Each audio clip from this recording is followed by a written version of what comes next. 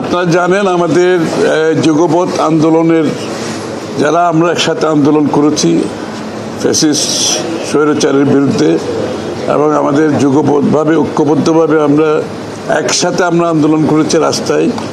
আমরা সেই ধারা কিন্তু অব্যাহত রাখছি এবং এই ধারা অব্যাহত থাকবে। আমরা আগামী নির্বাচন, পরবর্তীতে সরকার গঠন সহ যে আমাদের আগামী দিনের গণতান্ত্রিক বাংলাদেশে গণতন্ত্রকে প্রাতিষ্ঠানিক রূপ দেব এবং আমাদের 31 দফা যে সংস্কার প্রস্তাব সেটা বাস্তবায়ন করব আমরা সবাই মিলে। জনাব তারেক রহমান সাহেব আগেও ঘোষণা দিয়েছেন একটা জাতীয় সরকারের মাধ্যমে সেটা বাস্তবায়ন করা হবে। আমরা বিশেষ করে লন্ডন বৈঠকের পরে জনাব তারেক রহমান সাহেব এবং আমাদের ডক্টর ইউনূস সাহেবের সাথে প্রধান উপদেষ্টার সাথে বৈঠকের পরে ফেব্রুয়ারির প্রথমার্ধে নির্বাচনের যে আলোচনা জনগণ সেটা অত্যন্ত ইতিবাচকভাবে নিয়েছেন এবং যে আশঙ্কা ছিল জনগণের মধ্যে সেটা কেটে গিয়েছে।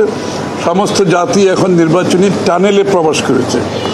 আমরা সবাই নির্বাচনের দিকে এগিয়ে যাচ্ছি গণতন্ত্র পুনরুদ্ধার, গণতন্ত্রকে প্রাতিষ্ঠানিক রূপ দেওয়ার জন্য এবং বাংলাদেশের জনগণের রাজনৈতিক, সাংবিধানিক, গণতান্ত্রিক অধিকার প্রতিষ্ঠিত করার জন্য এবং একটি নতুন বাংলাদেশ গড়ার শপথ নিয়ে আমরা সবাই ঐক্যবদ্ধভাবে এগিয়ে যাচ্ছি।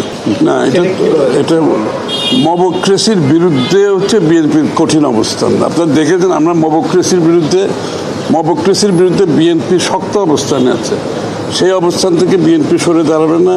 বিএনপি বাংলাদেশের সহনশীল, পরস্পরের সম্মানবোধের রাজনীতি প্রতিষ্ঠিত করার জন্য অঙ্গীকারবদ্ধ। এখান থেকে সরার কোনো সুযোগ নাই। এই সমস্ত মবক্রেসিতে যারা জড়িত এটা তাদের ব্যক্তিগত সমস্যা, এটা বিএনপির কোনো সমস্যা নেই।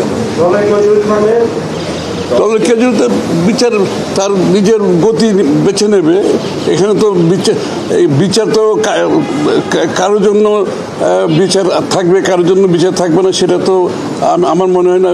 যারা আইনের শাসনে বিশ্বাস করে তারা সেটা কোনোদিনও বলবে না। সুতরাং আর যদি তাদেরকে পাওয়া যায় এরকম কিছু, নিশ্চয়ই যদি এরকম কিছু পাওয়া যায়, প্রমাণ পাওয়া যায়, নিশ্চয়ই নেবে। নির্বাচনের কারণে কথা বলছিলাম, নির্বাচনের কারণে প্রবেশ করেছে বাংলাদেশ নির্বাচন আশ্বাসের পর।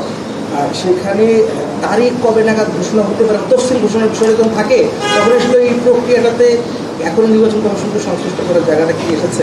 না, এটা তো নির্বাচন আপনি দেখবেন যতবারই নির্বাচন ঘোষিত হয়, নির্বাচনের ডেট, নির্বাচনে মনোনয়ন দাখিলের তারিখ, বাছাই করার তারিখ, নির্বাচনের দিনক্ষণ সবগুলো একটা শিডিউল দেওয়া হয়। সুতরাং সেটা নির্বাচনের এত আগে কোনো সময় দেওয়া হয় না, একটা নির্বাচনের কাছাকাছি সময়ে দেওয়া হয়। সব নির্বাচনে কিন্তু একই অবস্থা। সুতরাং আমাদেরকে অতটুকু অপেক্ষা করতে হবে এবং নিশ্চিতভাবে ফেব্রুয়ারির প্রথমার্ধে নির্বাচনের দিকে আমরা সবাই এগিয়ে যাচ্ছি, জাতি এগিয়ে যাচ্ছে ঐক্যবদ্ধভাবে। সেটা হচ্ছে গুরুত্বপূর্ণ বিষয়। আপনার কি লিয়াজু কমিটির এই বৈঠকগুলোতে জুলাই সনদ বা সংস্কার কমিশনের যে ঐক্যমত কমিশনের যে বৈঠকগুলো চলছে সেসব নিয়ে বিএনপির অবস্থান এবং অন্যান্য দল, এগুলো তো আমাদের কমিটি করা আছে, এগুলো যেহেতু আমাদের কমিটিগুলো করা আছে তারা ডিল করছে এবং অন্যান্য দলও তাই করছে।